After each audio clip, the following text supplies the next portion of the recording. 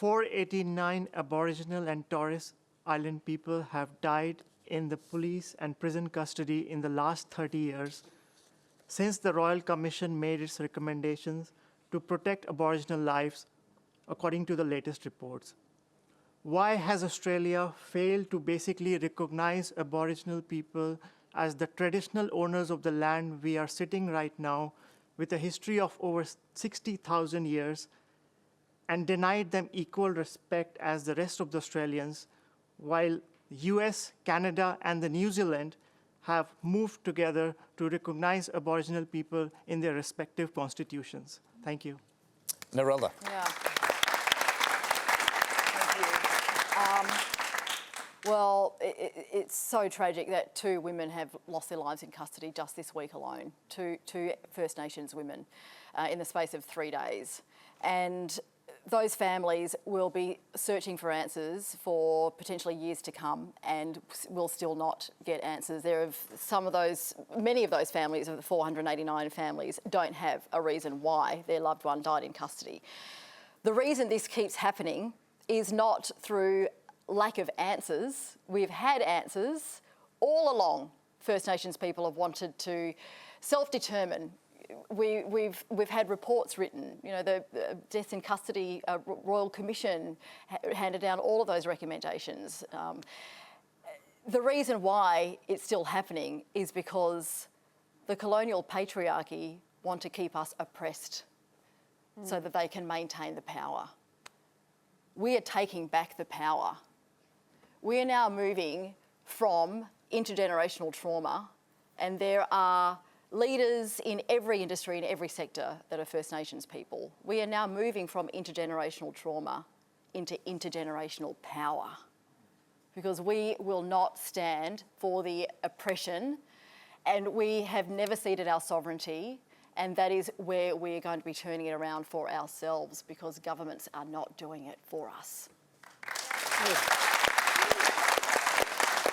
Look, Sukan referred there to the figure of 489 deaths in custody. That was actually confirmed today in a report from the Australian Institute of Criminology. And as you mentioned, Narelda, we've seen, is it 2 deaths just this week? We had a 43-year-old man a couple of weeks ago in Queensland, 2 men in New South Wales last month. So this is very regular. Yep. Why is this still? Look, I'm just going to say that the solutions that we have, there is already a blueprint written. It's called the Uluru Statement from the Heart. It talks about the incarceration rates and why they're so high. And it's not because Indigenous people are committing serious crimes that warrant them being in jail. Some of these sentences are like 6 months, a few months for very minor things. And I think one of the questions that we should be asking every time: why was the person in custody in the first place? I mean, we know that no one can be imprisoned now in a lot of places for unpayment of fines, for example. The Uluru Statement will lead to, and it should do, an enshrined voice to Parliament. And the voice to Parliament is so important because it can address all the things, all of the gaps that need to be closed. The enshrined voice can advise the government and make it happen, because we need that voice right there. So, John, do you agree a voice to Parliament could actually help address some of those problems?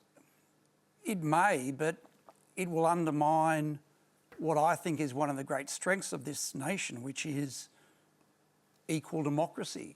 We are equal regardless of our ethnic background, regardless of how many generations we are here, regardless of our gender or class. And I think that's more powerful to bring us together than to identify groups of people to overcome disadvantage, absolute disadvantage, and impoverishment and rates of incarceration that are unacceptable. But for me, to divide us like that is not a way forward, and it would divide us forever. I don't think that is a way forward. But the thing is, when we're not equal, we're not living in an equal society, and First Nations people have never been treated as equal. So I think it's naive in a way to say that, when for so many hundreds of years they've been so oppressed as a people, that we need the balance to go back the other way now, because we're not living in an equal country, and we need to be. Yeah, Don, you're kidding yourself. Yeah. There's an awesome video that I remember seeing of Cathy Freeman winning a race, and she you'll all know this. She I think it was a stall gift actually, and she started way behind the rest of the field, and it was almost an impossible task to be able to win this race. But she came from way behind and sprinted through to the finish line and won the race. That is a metaphor for how unequal we are in this country, because First Nations people and marginalised people have so many more obstacles in their way to be able to achieve the same. And for you to say that we are an equal society... No, we should aspire to equality. No, you said that we were equal. You said that we are equal under the law, and we should be equal. But we're not equal under the law. We're not. There are so many discretionary powers that police have to arrest people on the street that have done nothing. You know, police are actually using their car as a way to stop people that they suspect, not because they think they've done anything wrong, but just because they're black. That's what happens in this country, John. You know, to be able to say that, you are absolutely kidding.